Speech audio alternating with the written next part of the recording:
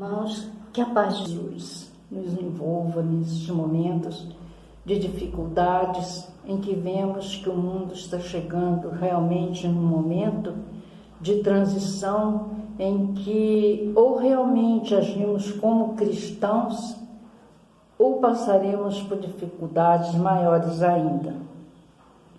E para analisarmos essa questão do cristianismo, nós precisamos entender de onde começa, tudo isso. E, portanto, nosso tema hoje será Deus e Jesus, que foram os grandes articuladores da construção do planeta e que trouxeram para nós essa lei, a lei natural, a lei divina natural, que precisa ser atuada, A gente precisa estar atento para realizarmos o melhor que possamos, seguindo realmente a lei de Deus. Começamos a perceber que as pessoas ainda hoje fazem uma confusão, achando que Jesus era Deus, que Deus teria vindo através de Jesus e teria feito tudo aquilo. Mas isso se justifica naquela época em certos pontos, porque os primeiros cristãos sabiam que Jesus não era Deus, mas os que vieram depois sentiam o politeísmo tinha seus deuses. Por que o cristianismo ia ter que pregar os ensinamentos de um carpinteiro? Naquela época, orgulhosamente, era pouco. Então introduziram essa crença de que Jesus era Deus e ela permaneceu por um certo tempo, Mas observamos que antes de se falar que Jesus viria, os primitivos eles sabiam da existência de um ser acima deles, que era responsável por tudo, porque eles, nas cavernas, eles desenhavam, faziam aqueles desenhos rupestres que identificavam a crença de que havia algo que eles não sabiam, não tinham noção do que seja, mas traziam em si esse sentimento. E isso aí perdurou por muito tempo. Mas como eles não sabiam, não tinham noção de como aconteciam os fenômenos da natureza, passaram a denominá-los, a colocar deuses como os responsáveis. Por exemplo, pelo trovão, pela chuva, pelo sol, pela água. Tudo que eles não conseguiam entender que poderia ser de um único ser, estaria dentro das leis naturais, eles acreditavam que haviam deuses. E com essa ideia, eles criaram um espaço especial para a existência desses deuses. E entre eles colocavam aquele que era mais responsável. E essas crenças foram por muito tempo. E persistiram o politeísmo, e quando esse politeísmo já estava, essa crença nos deuses já estava se desgastando, as pessoas já não tinham mais tanta fé, porque eles tinham o costume de fazer grandes oferendas aos deuses, por exemplo, antes das guerras. Mas às vezes eles perdiam a guerra e ficavam decepcionados com seu próprio Deus. E com isso, então, a tendência era seguir para o materialismo. E Jesus, sentindo esse momento, no plano espiritual mais alto, e resolve então que era o momento dele vir com a orientação, com a permissão de Deus. Ele então veio encarnar. E Jesus, em momento algum, rejeitou a lei divina. Ele veio conforme a lei de Deus.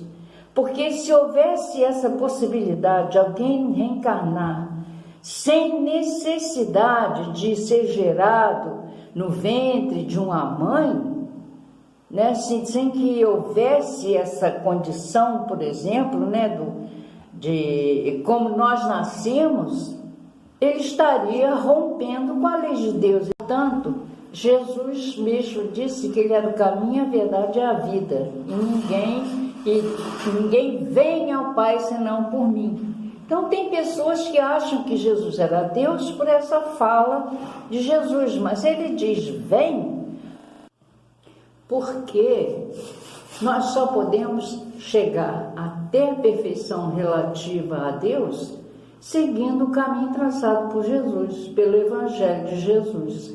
Por isso ele diz vem, porque temos que ir até ele nos ensinamentos que ele deixou para podermos seguir em frente, conhecermos a verdade e chegarmos à vida eterna. Porque sem isso não tem como. E essa vida eterna não quer dizer que a gente vá viver eternamente no planeta. Não, a vida eterna é a vida que não precisa se reencarnar novamente, em que já adquirimos os conhecimentos suficientes para permanecermos no plano espiritual, que é a nossa verdadeira vida. Nós estamos aqui de passagem, todos nós sabemos disso. Então é nesse sentido que Jesus vem nos falando. E Kardec, sentindo que Jesus e Deus eram situações, digamos assim, diferentes, e que havia algo mais a ser desvendado sobre Deus, que nós ainda não temos condições de saber a fundo como é. Então ele pergunta na primeira questão do Livro dos Espíritos, o que é Deus? E os Espíritos vão responder para ele, a inteligência suprema do universo, causa primária de todas as coisas. Por quê? Porque Deus criou tudo que está à nossa volta. Além de nós, tudo é criação divina. E ele não faz distinção em qualquer um. Todos nós somos iguais perante Deus. Lógico que cada um tem uma evolução, porque cada um foi criado num momento. Jesus foi criado muito antes de nós, há milhões de anos antes de nós, provavelmente, né? Ele atingiu essa evolução toda e nós ainda estávamos caminhando, estávamos começando ainda, de repente, lá como ser primitivo. Então, a nossa distância justifica estarmos ainda tão atrasados em certo ponto, porque muitos de nós teve oportunidades, mas não soube aproveitar. Então aqui ainda estamos, porque se nós fôssemos tão bons, nós não estaríamos aqui. Nós já teríamos mudado de plano, estaríamos numa outra condição. Então, porque precisamos aprender realmente a lei divina e natural que já existe entre nós. Então, essa nossa inferioridade não nos permite conhecermos a essência de Deus. Sabemos apenas isso, que Ele é a inteligência suprema do universo e causa primeira de todas as coisas. E é por aí, lutemos para que a gente um dia possa ter condições de nos aproximarmos de Deus mais ainda do que nesses momentos, né? Sabemos que Deus tem todos os atributos de maneira infinita e muitos dos quais a gente, de repente, nem conhece. Pode continuar. E sabemos também que Deus não criou nenhum tribunal para nos julgar. Para ter um tribunal, seria muito complicado, muito mais complicado para ter esse tipo de julgamento. Então, o que acontece, né? Kardec, na questão 621 do Livro dos Espíritos, ele pergunta onde está escrita a lei de Deus e recebe dos Espíritos a resposta na consciência. Por quê? Para que a gente não tenha como dizer que não tínhamos a menor noção, que não sabíamos que era assim. E a lei de Deus, ela é trazida por Moisés através dos 10 mandamentos. E através dos 10 mandamentos a gente pode perceber se estamos ou não errando na nossa caminhada, porque ele abrange, esses 10 mandamentos abrangem todo o nosso comportamento. Então, se nós agirmos de acordo com como está lá, nós vamos estar fazendo o que Jesus nos pede que façamos. Porque ele, em dado momento, ele diz, né, que ele não vem destruir a lei, mas dá cumprimento a ela. Mas qual lei que ele está se referindo? A lei que Moisés trouxe, né, que foi ditada para ele no Monte Sinai, e ele não inventou da cabeça dele. Ele trouxe o que foi dito a ele, ele anotou na tábua da lei e trouxe para a gente. O que nós fizemos até hoje foi cometer enganos a esse respeito. Nós não praticamos o bem como deveríamos praticar. Porque, inclusive, a caridade, ela é um leque de coisas. Ela tem, desde que se levanta da cama de manhã, a gente tem a oportunidade de começar a fazer a caridade. Já fazendo uma oração, pedindo pela harmonia no planeta, já é uma forma de caridade. E em todos os sentidos, a todo instante. Nem sempre fazemos isso, né? Na questão 625, nós chegamos então na situação de Jesus, quando Kardec pergunta qual o tipo mais perfeito que Deus ofereceu ao homem para lhe servir de guia e modelo. E os Espíritos respondem pura e simplesmente, Jesus. Jesus veio como guia e modelo enviado por Deus, e não sendo Deus. Até porque nós vemos assim que os grandes empresários, eles têm teriam um comportamento diferente. Vamos dizer assim, ele constrói milhares de casas e uma delas, na sua construção, está dando problema. Ele não vai deixar o seu escritório, onde ele tem inúmeras coisas para fazer, de repente coisas até mais importantes, do que vir e atuar como mestre de obras. Ele não precisa disso. Ele vai contratar engenheiro, contratar mestres de obras, para irem lá ajudar na construção daquela casa que precisa de ajuda. E Deus muito mais, com esse universo que não tem tamanho. Naquela época se justificava, como já falamos, justificava assim, explicava.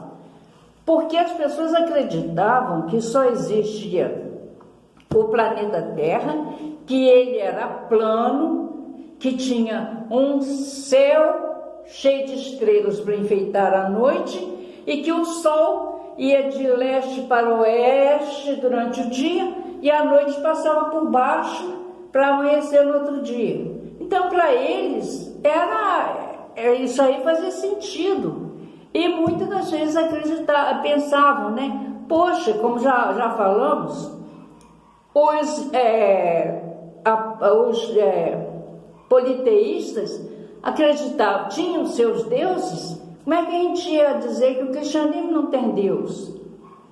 Aí achavam, o orgulho falava mais alto nesse momento, porque por mais que ele não tivesse nenhum cargo político ou cargo de relevância, não tivesse nascido num palácio, né? Se ele tivesse nascido num palácio com títulos de nobreza da terra, não faria a metade do que ele fez, porque ele seria impedido desde cedo nessa situação e de repente teria sido mais difícil. Então ele optou também por humildade, para aconchegar aqueles que precisavam de ajuda. Que a gente vê naquela parábola da festa de núpcias, que quando os que eram chamados recusaram participar, ele então pede, o dono da vinha fala para os servos buscarem a todos aqueles que estavam na estrada. O que significa isso? Que naquela época os hebreus eram o povo convidado, mas rejeitaram esse convite. E então o cristianismo era para eles, o cristianismo era para os hebreus terem que expandir esse cristianismo para outras partes. Mas como eles não quiseram, eles não aceitaram, e foram os judeus que propiciaram para que Jesus fosse crucificado, então o evangelho passou a ser pregado a toda parte sem a influência diretamente de países, Inclusive veio parar no Brasil, que se tornou uma pátria onde a fraternidade já está sendo mostrado, que a fraternidade é uma virtude assim bem relevante no nosso país. Então, na questão 625, ele fala isso, que Jesus é o nosso guia e modelo. Guia, porque nos conduz, e modelo, que temos que fazer o que ele fazia, que era apoiar todo mundo, era abraçar. No Boa Nova tem relatos da Maria de Nazaré, em que ela fala que desde pequenininho Jesus já era diferente, que ela o levava lá na fonte tradicional de Nazaré, e ela ficava admirada, olhando ele, conversando com as pessoas com carinho, com atenção. Muitas das vezes ele atendia pessoas em casa, quando chegavam lá precisando de ajuda, ele dava apoio. Ela conta, inclusive, que certa vez, 2 malfeitores procurados pela polícia, eles foram atendidos por Jesus na casa dela. E ela admirava de vê-lo tratando com carinho, com atenção essas pessoas que, no fundo, eram necessitados de ajuda, de amparo, que naquela época era mais difícil. Então ele sempre demonstrou essa característica de amor, de fraternidade com todos, E apesar de tudo isso, ele não foi bem aceito. Apesar dele nos mostrar o verdadeiro caminho, ainda assim a rebeldia era muito grande nessa época, e acabamos colocando na cruz, e por isso estamos até hoje nesse mundo ainda de provas e expiações, ainda se aproximando do mundo de regeneração, onde o mal não vai estar totalmente extinto, mas a situação vai reverter. Em vez de percebermos tanta maldade, nós vamos perceber tanta bondade, e aqueles maus que ainda tiverem sentimentos do mal vão se sentir envergonhados e vão ter que procurar outro caminho. Jesus não veio destruir a lei, ele veio desenvolvê-la e ajustando-a ao grau de desenvolvimento dos homens, como está no capítulo 1 do Evangelho, item 3. Ele veio realmente para nos mostrar a verdade e a vida, Ele é o caminho, e veio mostrar isso, a verdade e a vida, para cada um de nós. né? Basta nós seguirmos o que ele nos ensinou para que tudo volte a ser melhor, que se torne melhor. E cada vez mais a gente observa que estamos melhorando um pouco, mas é muito pouco. Se percebermos, a tecnologia avançou enormemente, mas a moral ainda está muito atrasada. Ainda percebemos pessoas inteligentes que são capazes de fazerem várias coisas, mas ainda não conseguiram entender como agir moralmente. Ainda há muito egoísmo, aquela coisa de para mim tudo, para o outro nada ou um pouquinho que sobrar. Então, quando o mundo for realmente justo, acabar a desigualdade tão gritante que existe até hoje, as coisas mudam. E Jesus também disse que o céu e a terra não passarão antes que tudo que está na lei seja totalmente cumprido. Ou seja, ninguém vai seguir em frente sem ter merecimento. Como naquela parábola do festim das núpcias, no finalzinho, quando chama todo mundo e para a festa, né? E lá na festa aparece um que não está com a roupa nupcial. Ora, naquela época era comum os imperadores, quando faziam alguma festa que convidava alguém, mandava junto a roupa, para que a pessoa usasse a roupa. E tivesse a roupa, né, para vestir, só entraria no castelo, né, para assistir às cerimônias, aquela coisa toda, participar dessa festa, aquele que estivesse com a roupa que o imperador enviou.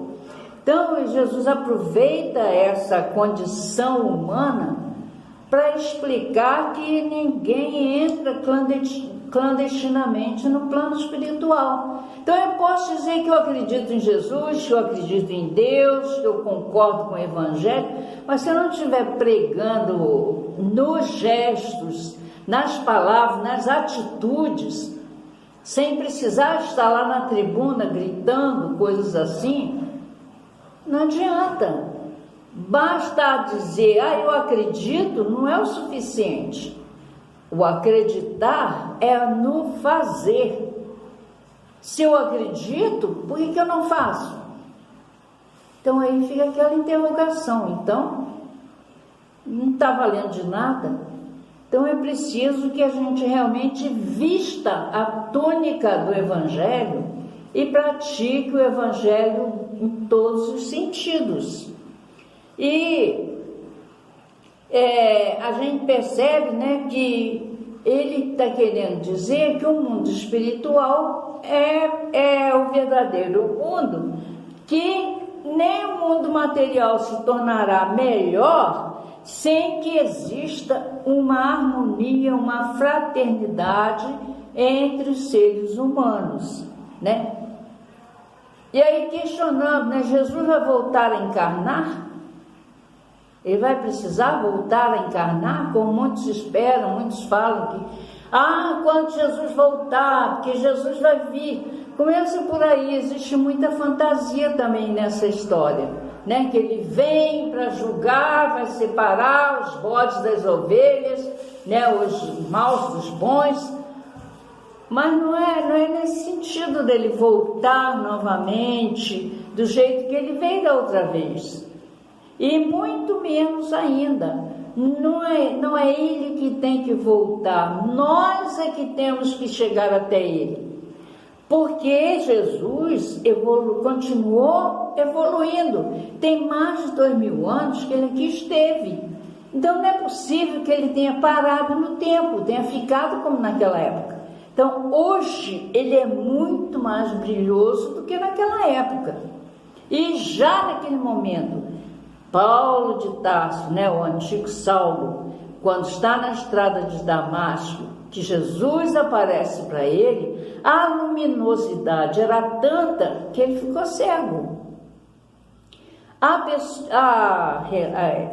recomendações para que a gente não fique olhando fixamente para o sol por muito tempo, que pode causar problemas na visão. Então, se o sol, que é criação divina de Deus, que é criação de Deus, Jesus, que já estava numa situação mais brilhosa naquele momento e ficou cego, e nós, hoje, com Jesus esse tempo todo, como que ele vai chegar aqui no planeta? Se a gente não estiver alcançado um nível que a gente possa observá-lo.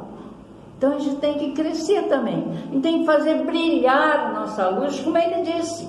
Brilha a vossa luz diante dos homens. Então o que é esse brilhar a nossa luz? Porque nós somos luzes. Então o que nós temos que fazer para brilhar a nossa luz? É demonstrar que realmente somos cristãos, na prática.